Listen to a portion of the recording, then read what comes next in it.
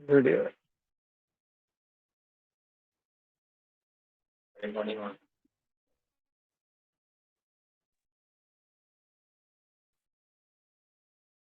हरे कृष्णा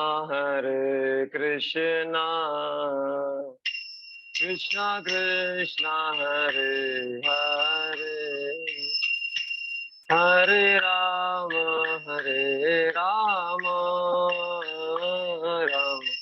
राम हरे हरे, हरे कृष्णा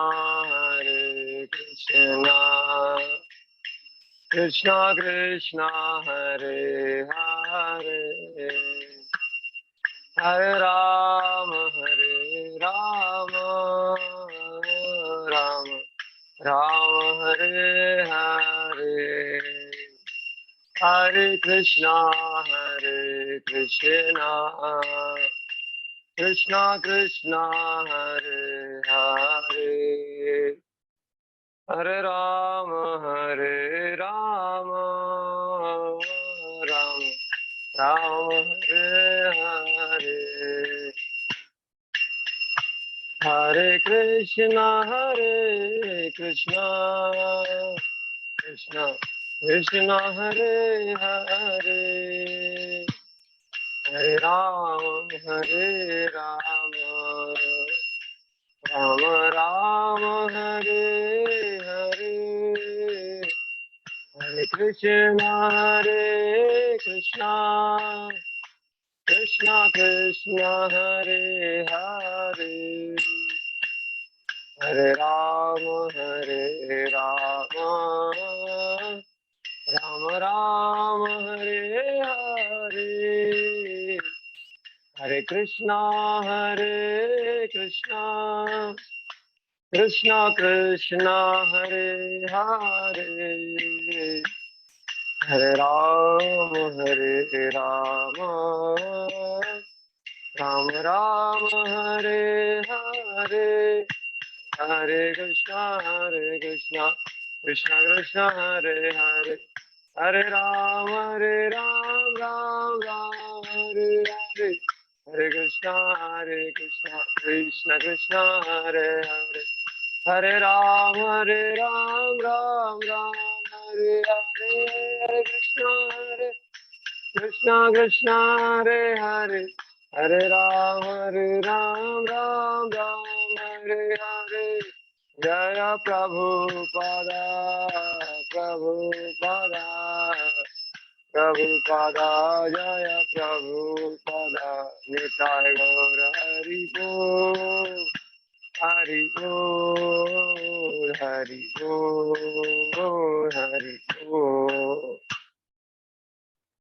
हरे कृष्णा। तो आज के इस 29वें सत्र में आपका स्वागत है। हम एक महत्वपूर्ण श्लोक की चर्चा कर रहे थे कल। तो भगवान कह रहे थे कि परित्राणाय साधूनां विनाशाय च दुष्कृतां धर्म संस्थापनार्थाय संभवामि युगे युगे।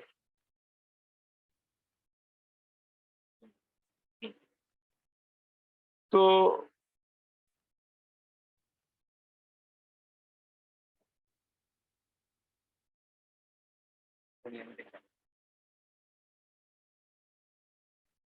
वो परित्राणाय साधूनां विनाशाय च दुष्कृतां धर्म संस्थापनार्थाय संभवामि युगे युगे। तो इस श्लोक में भगवान, इसके बारे में हम थोड़ा चर्चा रह गया था उसमें। तो पहले तो भगवान बोले थे कि यदा यदा हि धर्मस्य ग्लानिर्भवति भारत, ये प्रसिद्ध श्लोक है। ग्लानिर्भवति भारत, तो मैं एक बार सुन रहा था कि यदा यदा हि धर्मस्य ग्लानि, तो कलयुग का धर्म क्या है? कली काले धर्म हरिनाम संकीर्तन, बराबर है। चैतन्य चरितामृत में बोला गया है कि काले काले धर्म हरिनाम संकीर्तन। तो कलयुग में सबसे महत्वपूर्ण जो है कि धर्म से ग्लानि, अगर अगर हम बात करें तो यदा यदा हि धर्मस्य ग्लानिर्भवति, मतलब धर्म की जब ग्लानि होती है तो भगवान आते हैं। तो कलयुग में धर्म क्या है कि हरि का नाम उच्चारण करना, और वो उच्चारण करने में जो ग्लानि होती है, जो ह्रास होता है, उसको स्थापित करने के लिए भगवान आते हैं। इसलिए इस युग के भगवान हैं युगावतार श्रीमन चैतन्य महाप्रभु। चैतन्य महाप्रभु आए हैं संकीर्तन आंदोलन की स्थापना करने के लिए, धर्म की स्थापना करने के लिए आए हैं। तो वो हो गया। फिर बाद का श्लोक हम चर्चा कर रहे थे कि परित्राणाय साधूनां विनाशाय च दुष्कृतां धर्म संस्थापनार्थाय संभवामि युगे युगे। तो परित्राणाय साधूनां, साधु का रक्षा करने के लिए भगवान आते हैं। ऐसा करना भी मैं जैसे कह रहा था कि वो भी इतना इम्पोर्टेंट नहीं है, क्योंकि साधु की रक्षा तो भगवान का नाम कर लेता है। तो परित्राणाय साधूनां विनाशाय च दुष्कृतां, और दुष्कृत दुष्ट लोगों का नाश करने के लिए भगवान आते हैं, ऐसा कहना भी उतना सही नहीं है। जैसे अगर रावण को मारना है, कुंभकर्ण किसी को भी मारना है, तो एक हार्ट अटैक दे दिया तो जो है भगवान क्या हो जाएंगे? समाप्त हो जाएंगे। भगवान समाप्त नहीं हो जाएंगे, भगवान के शत्रु समाप्त हो जाएंगे। तो भगवान जो है परित्राणाय साधूनां विनाशाय धर्म संस्थापनार्थाय, और धर्म की संस्थापना तो प्रभुपाद जैसे महान आचार्य वो भी धर्म की स्थापना कर सकते हैं। तो संभवामि युगे युगे, तो वास्तव में जैसे इसमें कमेंट्री में रामानुजाचार्य भी कहते हैं कि अ, कि उनका आने का मेन कारण क्या है कि वो जो भक्तगण है भगवान से विरह का अनुभव करते हैं। जैसे चैतन्य महाप्रभु शिष्याष्टकम में कहते हैं ना कि शून्याहितम जगत सर्वम गोविंद विरहेन मे। तो गोविंद से उनको विरह होता है भक्तों को। तो उन भक्तों का के साथ में आदान प्रदान करने के लिए भगवान आते हैं जीवेर कारणे। तो तो मेन जो है उनकी विरह अग्नि जो है भक्तों की, वो दूर करने के लिए भगवान आते हैं। ऐसा रामानुजाचार्य बलदेव विद्याभूषण विश्वनाथ चक्रवर्ती ठाकुर कहते हैं। तो श्रील प्रभुपाद तात्पर्य में कहते हैं कि वो शुद्ध भक्तों को जो विरह हो रहा है, वही बात बोल रहे हैं प्रभुपाद जी। शुद्ध mitigating the anxiety of pure devotees, शुद्ध भक्तों का जो विरह है उनको दूर करने के लिए है। क्योंकि भक्त उनको देखना चाहते हैं, उनकी लीलाओं को देखना चाहते हैं। तो फिर इसलिए भगवान क्या करते हैं, अलग अलग लीलाएं प्रकट करते हैं। जैसे गोवर्धन लीला में भगवान ने इस प्रकार से लीला की कि सारे व्रजवासी इकट्ठा थे और उनका दर्शन कर रहे थे, कि उनके सुंदर स्वरूप का वो दर्शन कर सके।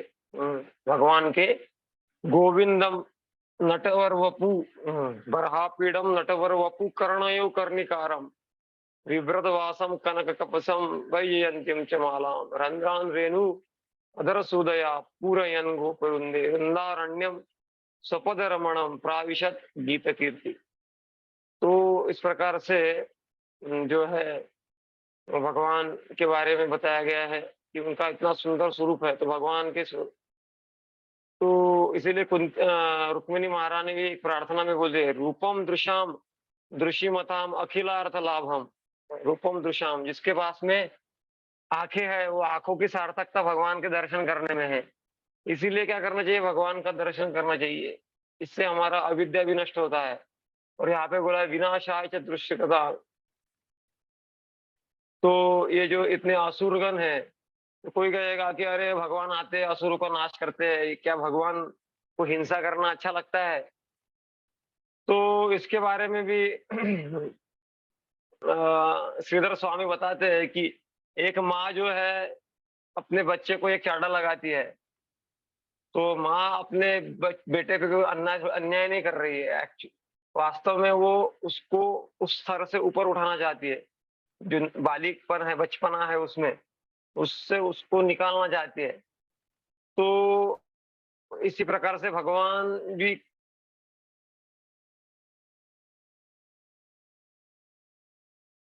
क्या कर रहे हैं, एक पेशेंट होता है ना, तो डॉक्टर वो पेशेंट का अन्याय नहीं करता है। बाकी जो अज्ञानी है उसको लगेगा अन्याय हो रहा है, लेकिन उसके ऊपर कोई अन्याय नहीं होता है।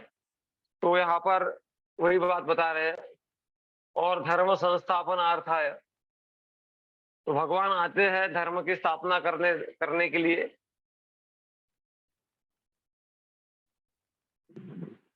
तो रामानुजाचार्य कहते हैं कि मेन उद्देश्य वास्तव में उनका यह है कि उनका जो सुंदर स्वरूप है, वंशी विभूषित करा नवनीर दावा, पूर्णेन्दु मुंद सुंदर मुखात अरविंद नेत्रात, हम्म, हाँ, बिंब फल अधो दृष्टा, कृष्णात परतरम तत्वम अहम न जाने, ऐसा बोलते हैं मधुसूदन सरस्वती कि वंशी विभूषित करा, ये सुंदर स्वरूप के बारे में वर्णन किया है आचार्य ने। तो उसको दिखाने के लिए भगवान आते हैं। तो साधु किसको कहते हैं और दुष्कृत किसको बोलते हैं? तो साधु मतलब क्या है कि जो अधर्म से बचता है और कृष्ण भावना भावित कार्य में लगा हुआ है, उसको साधु कहते हैं। जो 100% जो है भगवान की सेवा में लगा है, उसको साधु कहते हैं। 100% का मतलब समझ रहे हैं ना? मतलब ऐसा नहीं है कि अभी सुबह तो सेवा किया, रात में टीवी देखा। टीवी देख सकते हैं, लेकिन टीवी में फिर डिवोशनल वीडियोस होने चाहिए। तो इधर उधर के कचरा, कूड़ा कचरा नहीं होना चाहिए। तो इस प्रकार से, लेकिन जो असाधु होता है उनको कोई कृष्ण भावना की सेवा से कुछ लेना देना नहीं है, और उनके पास में पढ़ाई लिखाई होंगी, पीएचडी होंगे, लेकिन वो सोफिस्टिकेटेड एनिमल होंगे। हाँ। और सबसे महत्व साधु का लक्षण है कि वो क्या है, कि कृष्ण एक शरणम, सबसे महत्वपूर्ण गुण होता है साधु का, जो कृष्ण एक शरणम, इस संसार के किसी पद का, किसी पैसे का, किसी व्यक्ति का, किसी जगह का, किसी अ, संबंधी का वो शरण नहीं लेता। उसका एकमात्र शरण होता है कृष्ण एक शरणम। और ऐसा अगर किसी में है तो उसको साधु रे वो समंतव्य, भगवान गीता बोलते हैं ना, अपजे तो सुदुराचारो भजते माम अनन्य भाग, साधु रे वो समंतव्य, उसको आप क्या समझो, साधु ही समझो, ऐसा बोलते हैं। तो उसको साधु ही समझना चाहिए। तो ये कलयुग है, तो कलयुग में सबसे महत्वपूर्ण जो अवतार है, कली के अवतार, कृष्ण वर्णम तुषा कृष्णम सांगो पांगास्थ पार्षदम, यज्ञ संकीर्तन प्राय यजंती ही सुमेधसा, यजंती सुमेधसा। जो बुद्धिमान लोग हैं वो क्या करेंगे, भगवान के इस संकीर्तन आंदोलन में भाग लेंगे। यज्ञ संकीर्तन प्राय यजंती सुमेधसा। और जो मूर्ख है एक नंबर के, वो क्या करेंगे, इस संकीर्तन के, भगवान के श्रवण और कीर्तन में इंटरेस्ट नहीं लेंगे। इसीलिए भगवद गीता में क्या बोलते हैं, मनुष्यानाम सहस्रेषु कश्चिद यतति सिद्ध है, यततामपि सिद्धानाम कश्चिन माम व्यक्ति। तो वास्तव में देखा जाए तो आज की संसार की परिस्थिति यही है कि कोई भी भक्तिमय जीवन में, भक्ति में इंटरेस्ट लेता नहीं है, लेकिन भक्त जबरदस्ती जा जाके बुला बुला के प्रवचन देना, ये करना वो करना, इसके लिए प्रयासरत रहते हैं। क्योंकि भगवान के ही सब जीव है, तो इसलिए वो क्या करते हैं, और भगवान स्वयं भी आते हैं, चैतन्य महाप्रभु आते हैं और चाहते हैं कि जीव क्या करे, भक्तिमय जीवन को प्राप्त करके अपना जीवन का कल्याण करे। तो इसलिए भगवान क्या कह रहे हैं यहाँ पर अगले श्लोक में, जन्म कर्म च मे दिव्यम एवं यो वेत्ति तत्वतः, त्यक्त्वा देहं पुनर्जन्म नैति मामेति सोऽर्जुन। तो जन्म कर्म क्या है, मेरा दिव्य है, एवं यो वेत्ति तत्वतः, तो जन्म कर्म मेरा क्या है, दिव्य है। ये जो जानता है तत्वतः, तो वो क्या करेगा, त्यक्त्वा देहम, देह छोड़ने के बाद उसका क्या होगा, पुनर्जन्म नहीं होगा। और क्या होगा, माम एति, मतलब मेरे पास आएगा। तो सबसे महत्वपूर्ण है कि भगवान के जन्म कर्म को जानना। तो भगवान के जन्म कर्म दिव्य है। भगवान जब जन्म लिए तो कोई क्या क्या रोते हुए नहीं जन्म लिए थे, भगवान हंसते जन्म लिए, भगवान अ, आभूषण धारण करके जन्म लिए, भगवान घुंघराले बालों के साथ में जन्म लिए, भगवान हंसते हुए जन्म लिए, इस प्रकार से। और आते जन्म होते बराबर अपने माँ को उपदेश बताया कि मैं ऑलरेडी 2 बार आपके पुत्र के रूप में जन्म ले चुका हूँ। आपने पूरा पहले जन्म में मेरी भी तपस्या की है। इस प्रकार से उनको ज्ञान दिया भगवान ने।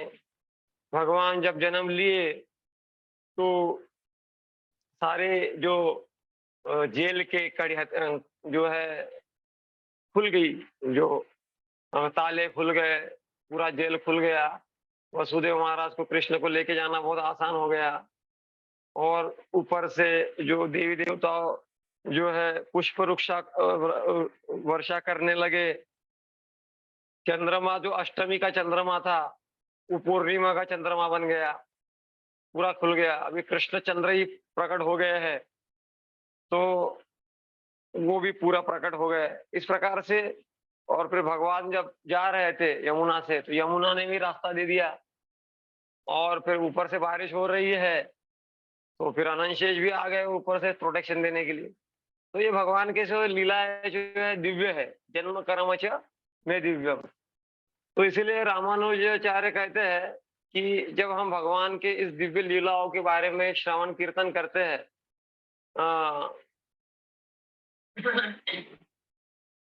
श्रवण कीर्तन करने से क्या होता है कि हमारी जो शरणागति का भाव है वो बढ़ जाता है, भगवान के प्रति आकर्षण बढ़ जाता है। श्रुत्वा गुणान भुवन सुंदर शृण्वतांस्ते निर्विश्य कर्ण विवरय हरतोंग तापम रूपम दृशाम दृश्यमताम अखिलार्थ लाभम, ऐसा बोलते हैं रुक्मिणी महाराज। क्योंकि श्रवण से ही स्मरण होता है। अभी क्या है, हम दुखी है क्योंकि हमारा संसार का स्मरण हमारे जीवन में है।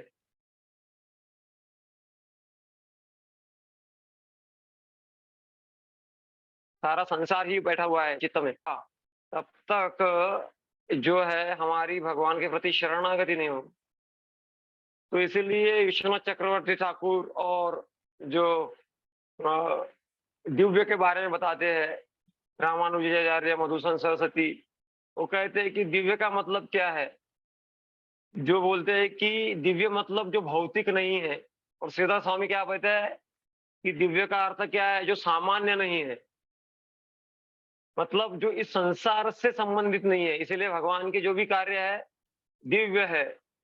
जीव गोस्वामी भी बोलते हैं भागवतम में कि भगवत संदर्भ में कि भगवान को कोई भौतिक जन्म नहीं है। ये भागवतम का श्लोक कोट करते हुए गजेंद्र मोक्ष के प्रार्थनाएं है भागवत की, उसमें से एक श्लोक वहां पे कोट किया गया है।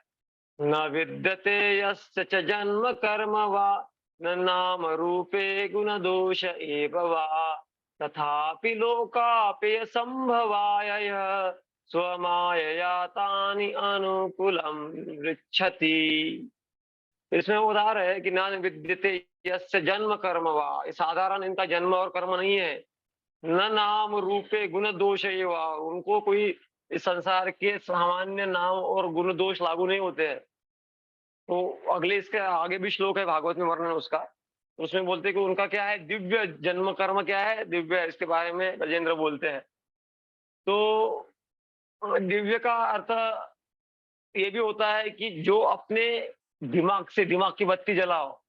तो हमारे दिमाग की बत्ती जला के हम जिसको नहीं समझ सकते हैं, उनको इसीलिए उनको भी दिव्य कहा गया है। तो कैसे समझ सकते हैं, तो एक आधिकारिक आध्यात्मिक गुरु के मार्गदर्शन में उनके आदेशों का उपदेशों का पालन करते हुए जब हम भक्ति करेंगे, तो जो दिव्य भगवान है चक्षुदान दिलो यही जन्मे जन्मे प्रभु से ही, तो उनका पालन अगर हम करते हैं तो फिर एको देवो नित्य लीलानुरुक्तो भक्त्या व्यापी भक्त हृदयानुत्तरात्मा, यहाँ पे बोला गया है कि भक्त हृदयांतर आत्मा यत्र गायंती मत भक्ता तत्र तिष्ठामि नारद। यहाँ पे मेरे भक्त गायन करते हैं, वहां पे मैं रहता हूँ। तो मतलब भगवान को हम जिनके हृदय में भगवान रहते हैं उनका संगति प्राप्त करके, साधु संग करके हम भगवान को समझ सकते हैं।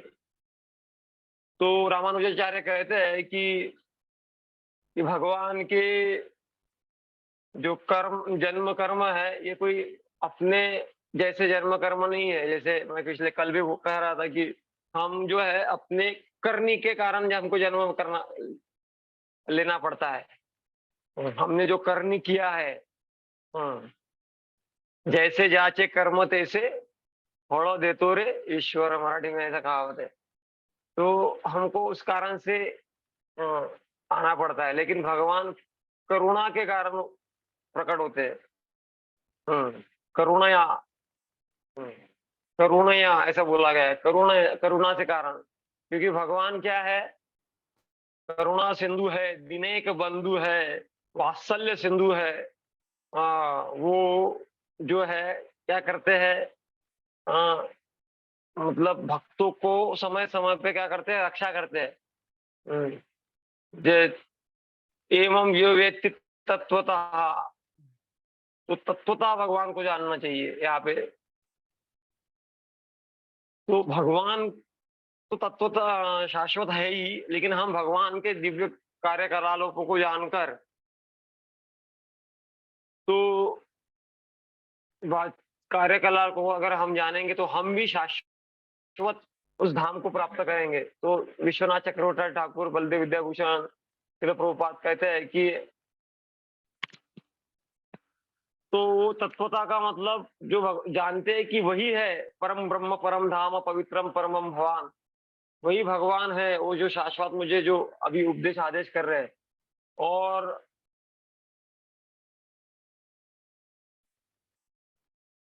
प्रभुपाद जी भी अपने तात्पर्य में कहते हैं कि जो जानता है कि भगवान यही भगवान है वो तुरंत मुक्त हो जाएगा बोलते हैं। और बलदेव विद्याभूषण क्या कहते हैं, तो ये श्लोक बलदेव विद्याभूषण ये श्लोक कोट करते हुए कहते हैं, तम एव विदित्वैर मूर्ति एति वान्य पंथा विद्यते अयना अयनाय। मतलब इस श्लोक में बोला गया है कि जो भगवान को जानता है वो मुक्त हो जाता है। इसलिए भगवान को जानना ही वास्तव में एकमात्र जीवन का लक्ष्य है। तो ये इसमें बोला है, मध्वाचार्य बोलते हैं कि केवल भगवान को जानना पर्याप्त नहीं है। ये मध्वाचार्य का कमेंट्री है। तो भगवान को जानना सफिशिएंट नहीं है, तो भगवान ने जो बताया है उसको जीवन में उतारना सबसे महत्वपूर्ण है। नहीं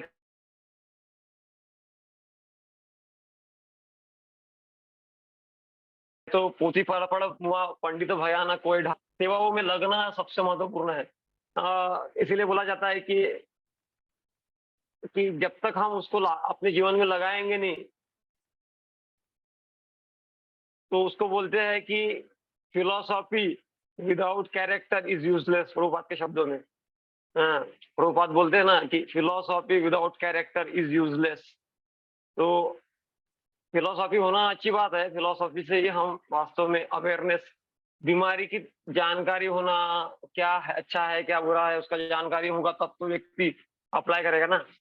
तो वो कोई कर रहा है तो अच्छी बात है, बट बेस्ट इज, अच्छी बात सबसे अच्छी बात यह है जब उसको हम जीवन में उतारेंगे।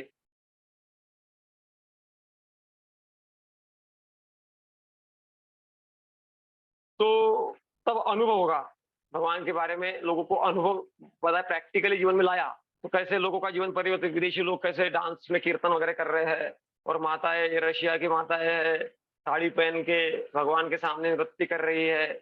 तो इतना ये परिवर्तन आता है, नहीं तो फिर ज्ञान तो बहुत रहता है, खुद के पास में ज्ञान रहता है, लोगों को बताने के लिए भी बहुत रहता है, लेकिन हम खुद भी परिवर्तित नहीं होते, लोगों को तो परिवर्तन की बात दूर की है।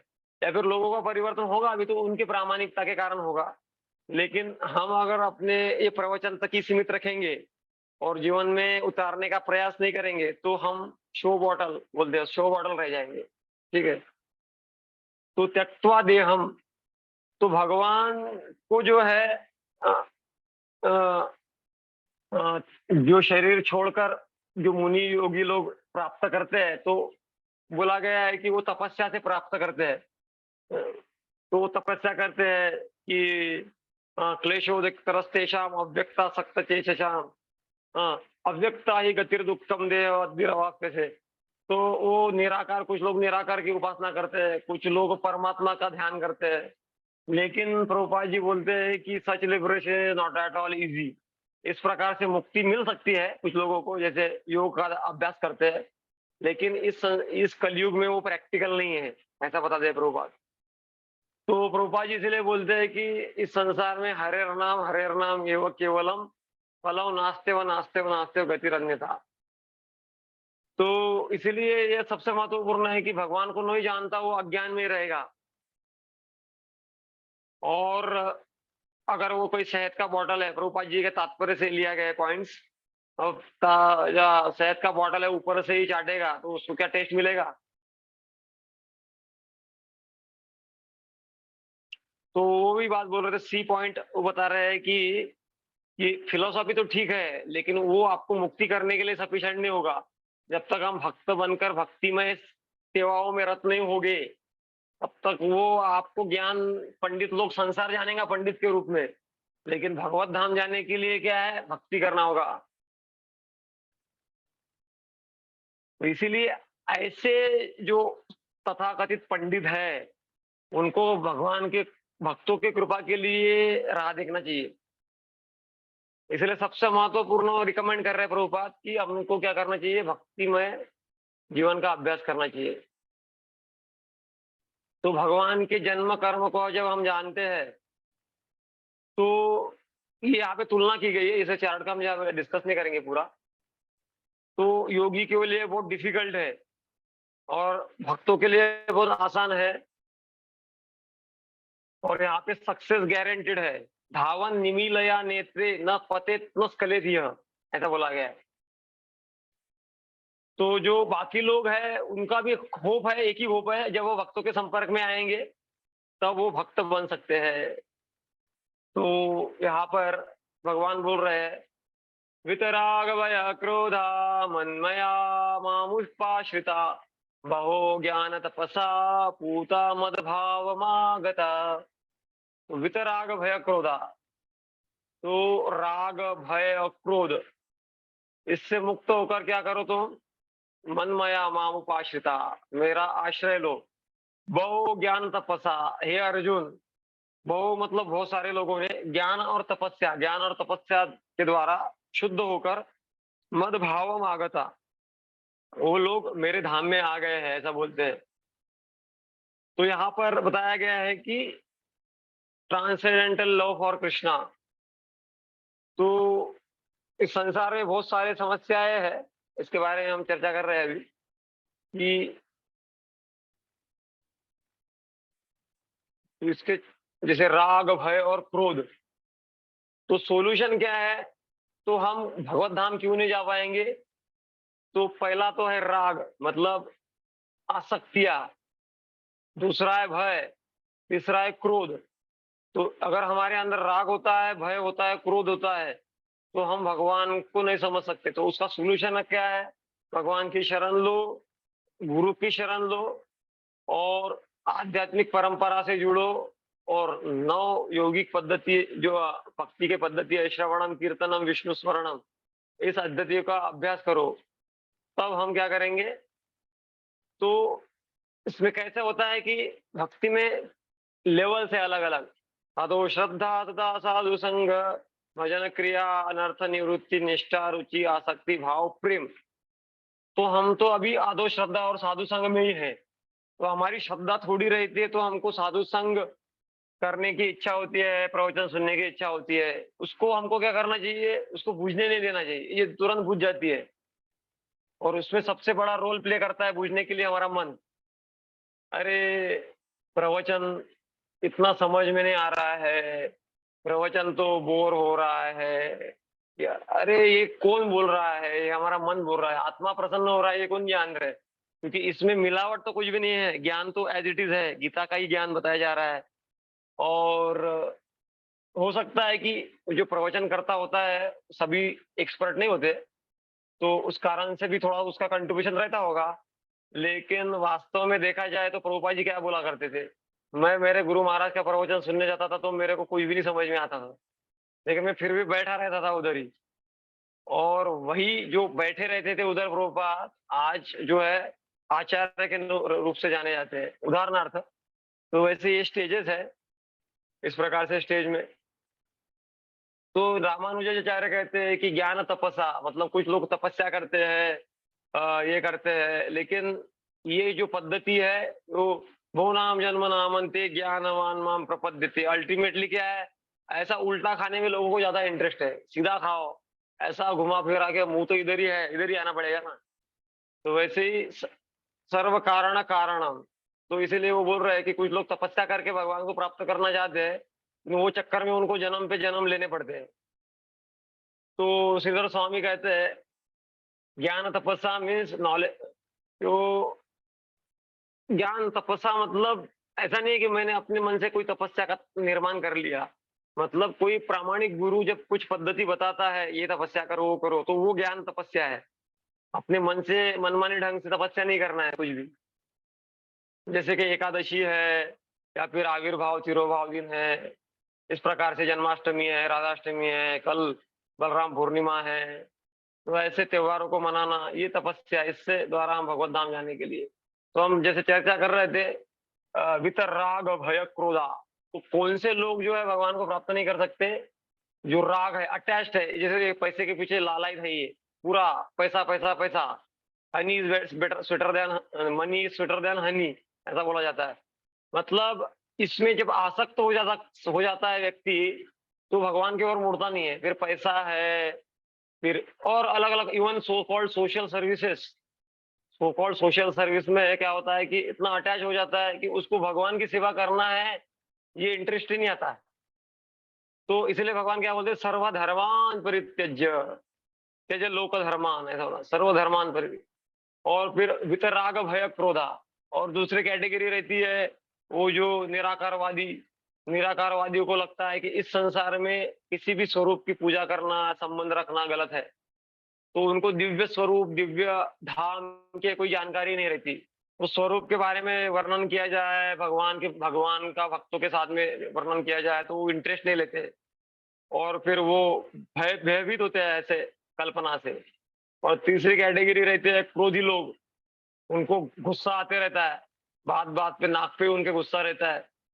तो जो क्रोध, इस प्रकार से जो लोग होते हैं, वो क्या करते हैं कि किसी नशा का, इसका शरण तो लेना ही पड़ता है। आइदर यू हैव टू, मतलब हमको एक तो माया का शरण लेना पड़ेगा, नहीं तो भगवान के योग माया का। हाँ, महात्मानस्तु माम पार्थ दैवीं प्रकृति आशा, तो फिर वो महामाया का शरण लेते हैं, फिर नशा करते हैं, गलत आदतों में पड़ जाते हैं, गलत संगति में पड़ जाते हैं। तो भक्त लोग वास्तव में लेकिन जो है दिव्य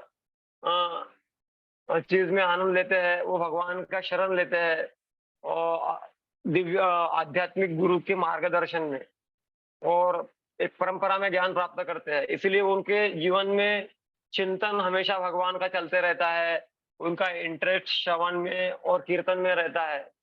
तो मध्वाचार्य कहते हैं कि उनके जीवन का फोकस रहता है कि भगवान के कार्य को समझे। हाँ, ये उनके जीवन का लक्ष्य रहता है। जैसे भगवान गाय को लड्डू खिला रहे हैं, तो ये उनको सुनने में अच्छा लगता है, भगवान की अलग अलग लीलाएं उनको सुनने में अच्छी लगती है। तो मद भावम, तो इस प्रकार से जब वो इंटरेस्ट लेते हैं तो भगवान से भावना से, कृष्ण भावना भावित हो जाते हैं, क्योंकि भगवान शुद्ध है, अज्ञान से मुक्त है। तो वैसे जब भगवान को जीव प्राप्त कर लेता है, भक्ति में युक्त हो जाता है, तो वो भी अज्ञान से दूर हो जाता है। जैसे सूर्य के संपर्क में आके सब कुछ मलमूत्र भी शुद्ध हो जाता है। तो इसलिए प्रभुपाद जी बोलते हैं कि जीवन का सबसे बड़ा स्टेज है, लास्ट स्टेज है भाव, और या फिर प्रेम। तो वो प्राप्त करना ही मनुष्य जीवन का लक्ष्य है, और उसको ध्यान में रखते हुए हमारे जीवन का कार्य होना चाहिए। तो यहाँ तक हमने अभी कवर किया। अभी नेक्स्ट सेशन शायद कल नहीं हो पाएगा, तो अगले वेडनेसडे हम करेंगे। वेडनेसडे देखते हैं, जन्माष्टमी में शायद थोड़ा आगे पीछे हो सकता है, तो उसको इन्फॉर्म करेंगे आपको। बहुत बहुत धन्यवाद। जो भी दुर्लभ जीवात्मा है, दुर्लभ, अति दुर्लभ, उन उनके लिए धन्यवाद। हरे कृष्णा। हरे कृष्ण।